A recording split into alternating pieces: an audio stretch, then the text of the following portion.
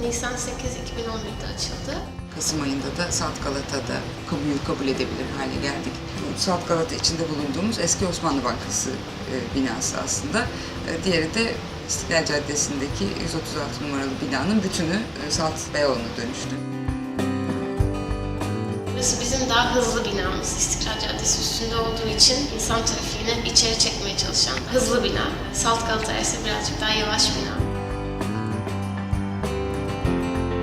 Salt'ın bir logosu yok, bir fontu var. Bu font bizim için özellikle tasarlandı. İçinde 4 tane değişen harf var. S, A, L, T harfleri sürekli değişen harfler.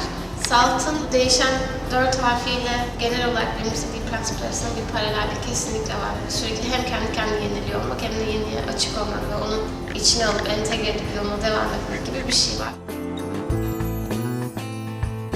Salt, platform garanti, garanti galeri ve de Osmanlı Bankası Müzesi ve arşivlerin birleşiminden oluşuyor. Bu üç kurumun Salt olarak ortaya çıkmasındaki en temel amacı farklı disiplinleri birbiriyle konuşturacak bir ortam kurmak. Araştırma temelli kültür kurumu, sergi, müze, bu tip kelimeler tamamıyla açıklamamış oluyor yapılanları.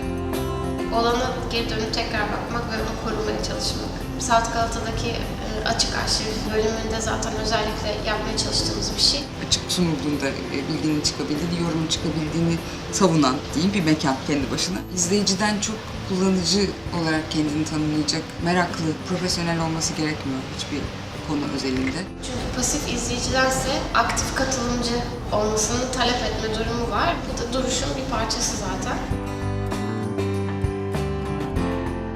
Salt'taki Modern Denemeler serisinin Modern Denemeler 5 numarası Aşı sergisindeyiz. Sergi Çubuk Barajı'ndan başlayıp bugüne kadar getiriyor baraj yapımını Türkiye'deki ve bunu biz aşı konsepti üzerine kurguladık. Bir database hazırladık. Database'de de şu ana kadar Türkiye'de yapılmış 700 aşkın bütün barajı bulabiliyorsunuz. Bunların hepsinin şekilleri var, künyesi var.